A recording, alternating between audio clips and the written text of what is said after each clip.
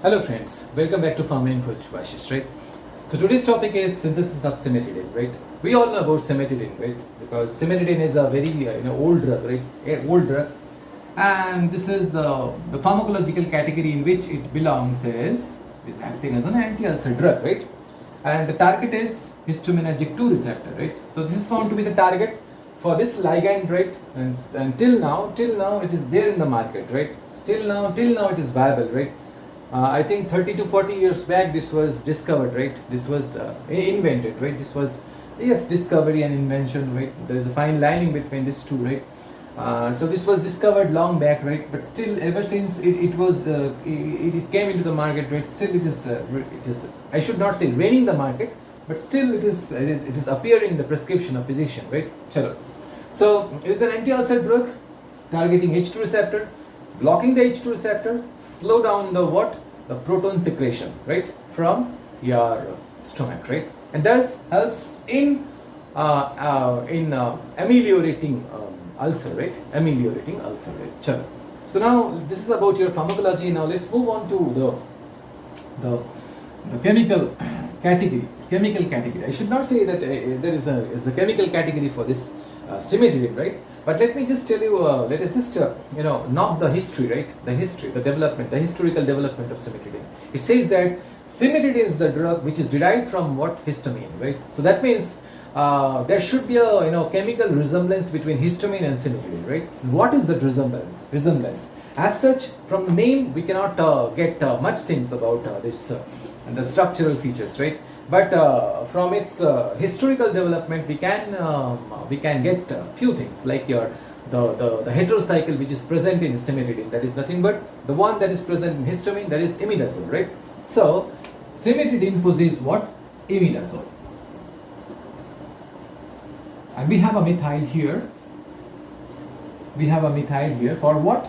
They came to know while developing it systemically, right?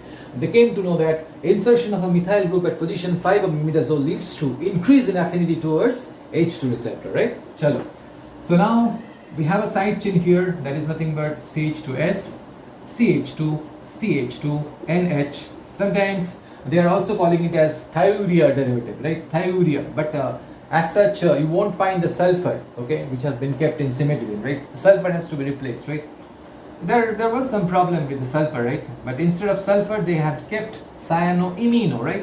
And finally, we have a methylamine. So this is how the structure goes, right, of cimetidine, right? Now let us move to the IPC naming of cimetidine, right? The IPC naming. So IPC naming means we have a parent, right? And the parent should have some substituents, right, with it, in it. So here, what should be the parent? This or this? We should say this. Why? Because it is derived from thiourea. Sometimes we are calling it as it is derived from histamine. Sometimes we are calling it as, if we just put it under any chemical category, we can also call it as it belongs to the chemical category of thiourea. And that is why we have to consider this portion as what? As the parent, right? And thus we got the parent. And the parent is nothing but what? A congener of urea, that is nothing but guanidine. Guanidine. So guanidine, right? Now, how the way we are putting the locate number for this guanidine is somewhat erratic, right? Like this is your 1, this is 2, this one is 3, right? So both the all the 3 nitrogens, they are having what? They are holding what? Substituents. Now we need to mention them one after another, right? So the first one is holding what? Cyano.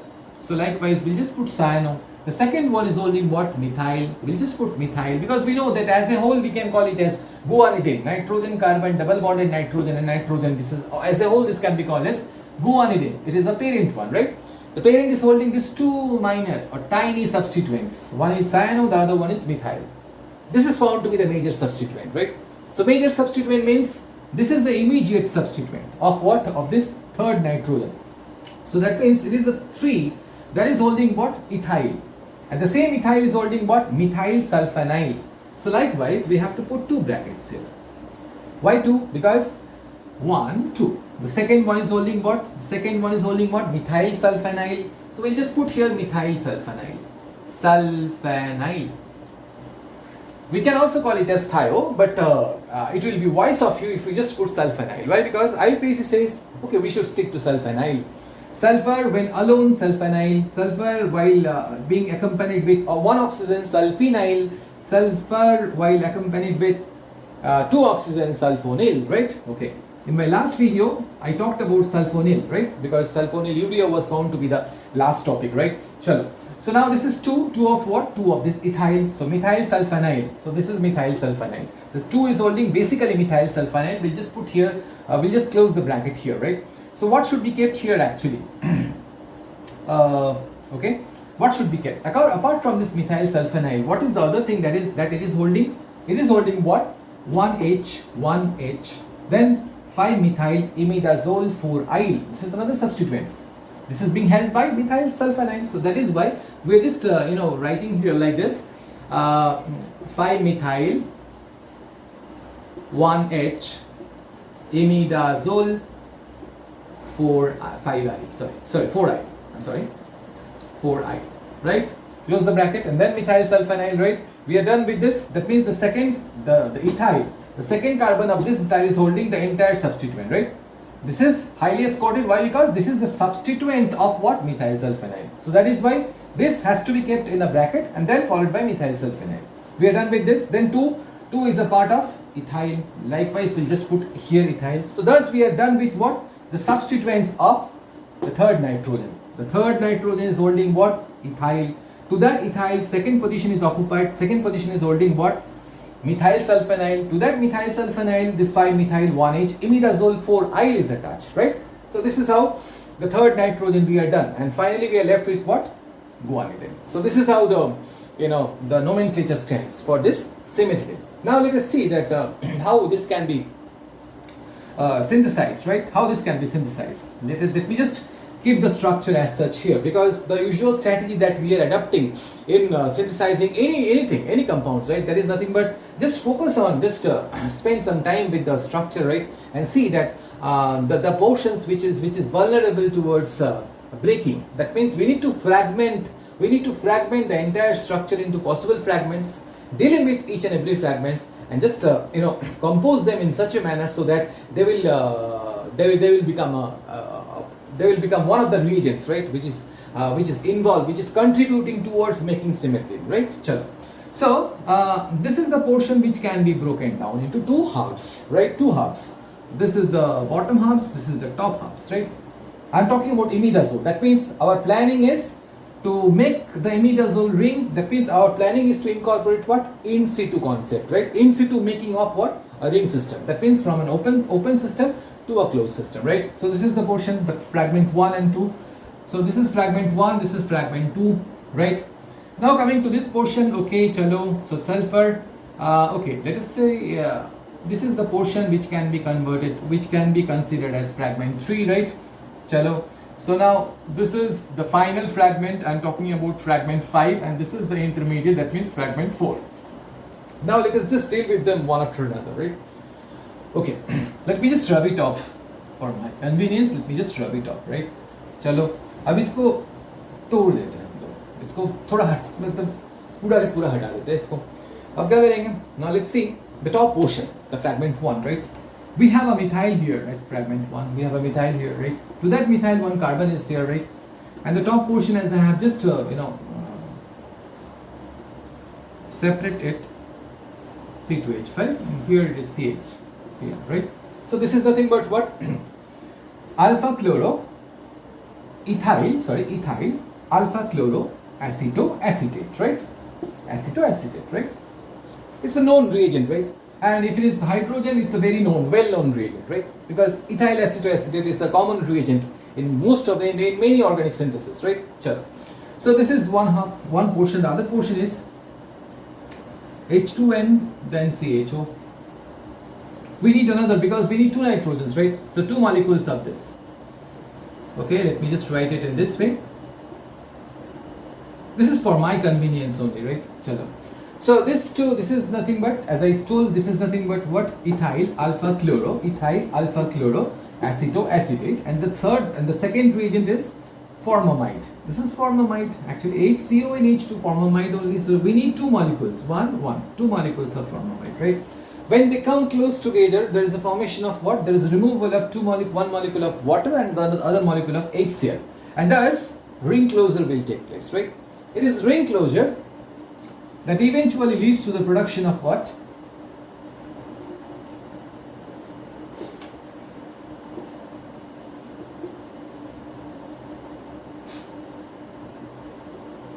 Okay.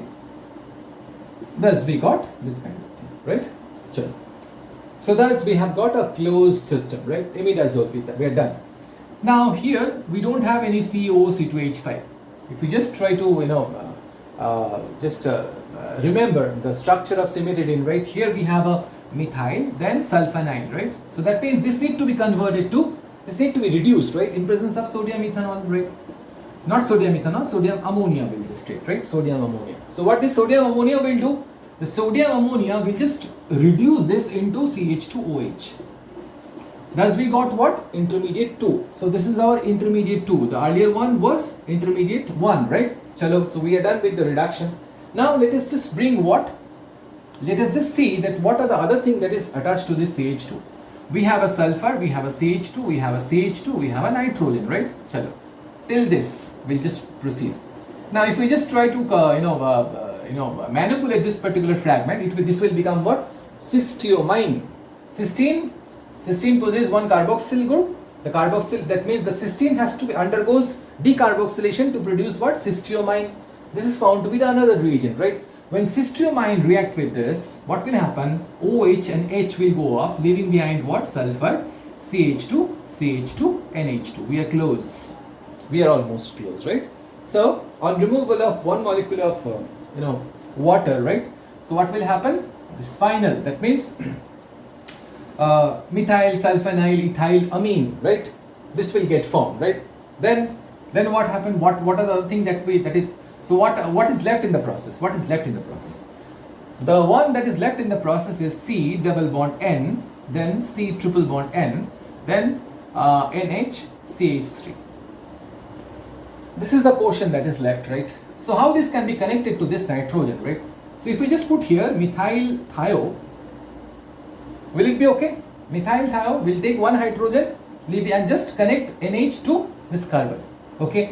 And all of a sudden we have decided to incorporate the methyl amino later. So likewise another methyl thio need to be attached to this, right? Thus we got what? So this is your intermediate 3. The intermediate 3 will react with this particular reagent.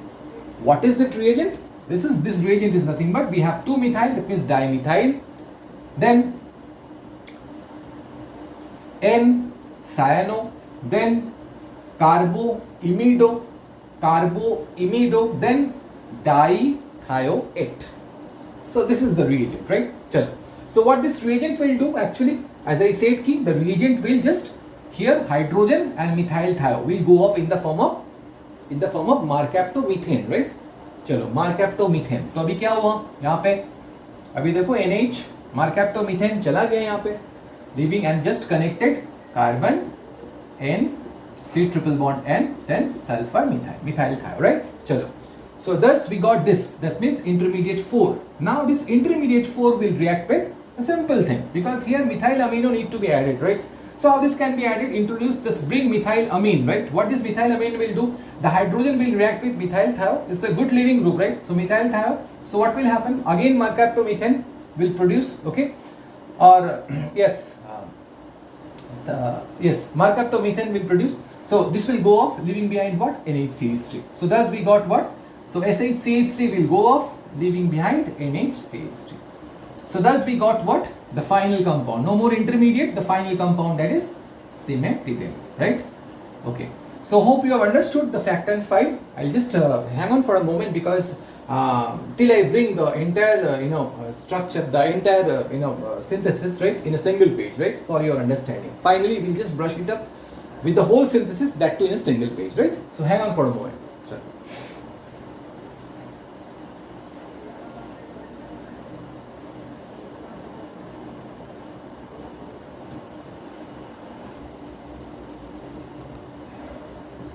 So here we are with the entire synthesis, right? That in a single page. So at the initial stage, what happens? So it is the alpha chloro, ethyl alpha chloro, okay, acetoacetate reacts with what? Two molecules of formamide, right? So on removal of one molecule of HCl and one molecule of water, there is a formation of ring closure took place, right? And when we got the imidazole with us substituted, this is the portion which need to be further modified, right? In presence of sodium ammonia, right? What happened? The COC2H5 gets converted to CH2OH, right? चलो उसके बाद हम लोग क्या किए? Cysteamine. We brought cysteamine, right? Cysteamine means decarboxylation of cysteine results in the formation of what? Cysteamine. It is the cysteamine that get attached here, okay? On removal of one molecule of water, this is the portion that we got, right? चलो now the thing is that what we observed there here, dimethyl N-cyano carboimido dithioate. This is the reagent which react with this intermediate so that there is a formation of the cyanoimino kind of things, right? And we have a methyl thio here. This is the terminal nitrogen. I am talking about 1, 2, the second nitrogen. We have not got this second nitrogen yet, right? The second nitrogen which was holding what? Which was holding methyl, right? While dealing with the IPC name, there only we mentioned, right?